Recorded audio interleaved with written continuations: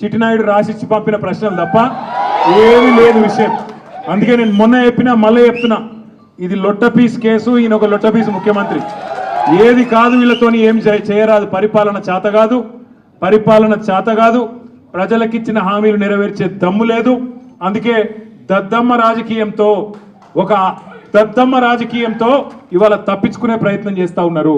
అందుకే నేను ఇవాళ అధికారులకు కూడా చెప్పిన, మీకు పైకెళ్ళి రావచ్చు ఆదేశాలు, ఇప్పటికే దబ్బన వస్తే పెడితే పెట్టుకోర్ర పోయి ఏముంది, మీరు పంపితే కూడా 15 రోజులు పోయేస్తా, ఏమున్నది, మంచిగా రెస్ట్ తీసుకొని వస్తా అని చెప్పిన.